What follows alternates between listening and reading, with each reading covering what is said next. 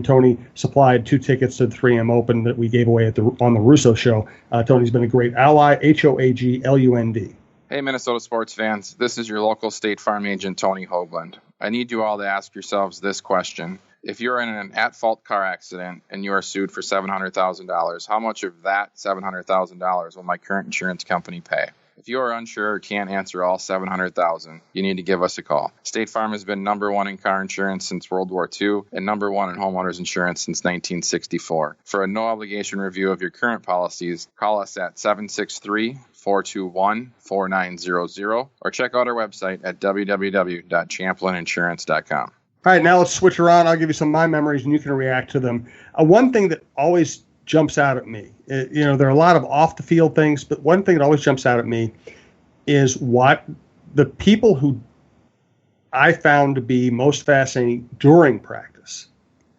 Moss and Carter on the same team, just making people look silly, making every catch you can possibly make, showing off for the fans.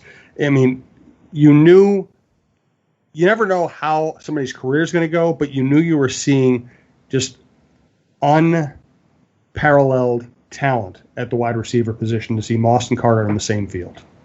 I couldn't believe the first times that I saw Moss on a practice field, and this was during the OTA minicamp versions back at Winter Park before training camp started, where you saw a receiver that was so tall. I mean, officially, I think Moss was listed at 6'4". I think Carter was 6'3". Yep. To me, there seemed to be a few inches difference in those two. But the way that Moss ran the routes and was just so effortless in getting separation from cornerbacks. And like you said, you kind of had this feeling like this could be greatness, but between their different skill sets and how they would complement each other. But then the other thing that stood out to me was, I think it was Moss's first game. I know it was going against Tampa Bay. I remember it in the Metrodome, him running down the field, and just the same thing that you saw in practices, you saw in a game situation. And it was kind of this validation of, yes, this guy is going to be something amazingly special. And the first time that fans got to see that was at training camp. I'm going to run through a few more. I remember seeing John Randall at his first training camp and just how annoyed the veteran offensive linemen were that this 250-pound kid from a nothing school in South Texas was just beating them on every drill, beating them in every play in training camp. And they didn't want to have to be at 100% in July. These guys had been through the wars.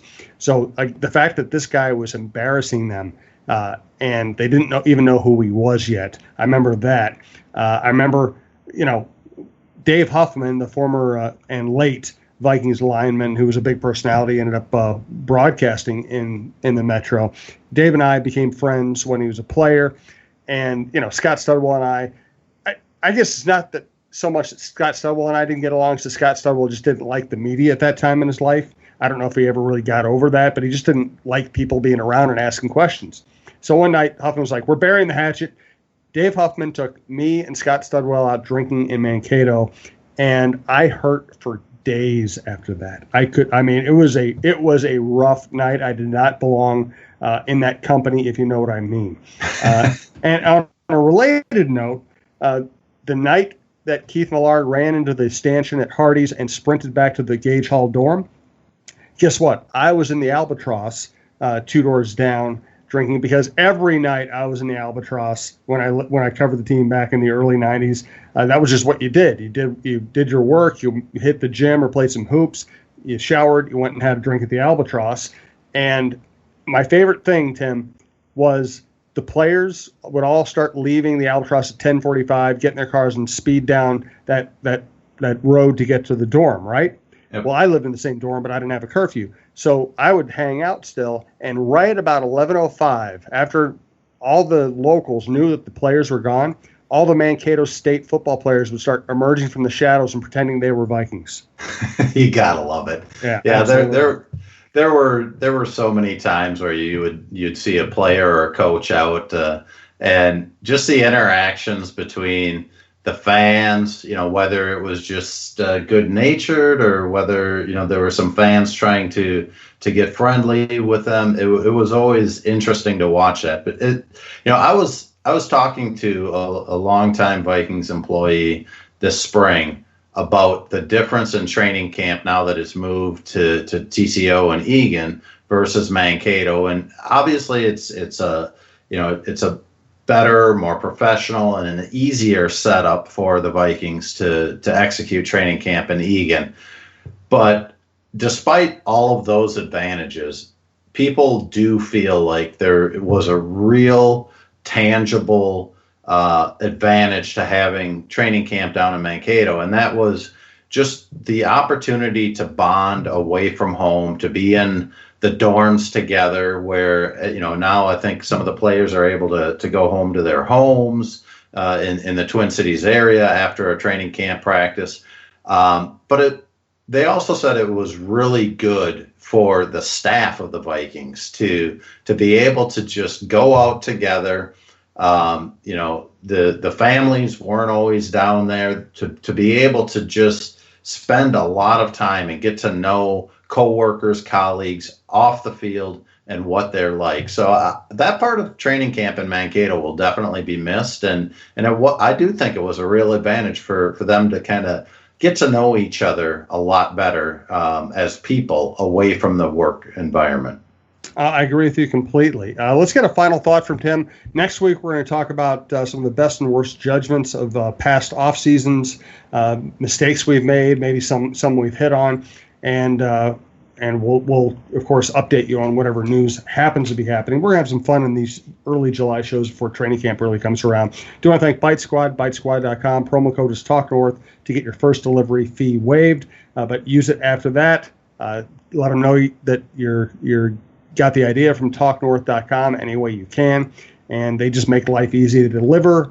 It'll taste great. It'll look like it was just delivered from the kitchen. No parking, no traffic, no reservations, no crowds, no waiting. BiteSquad.com or Bite Squad, the app. Final thought for this week, Tim.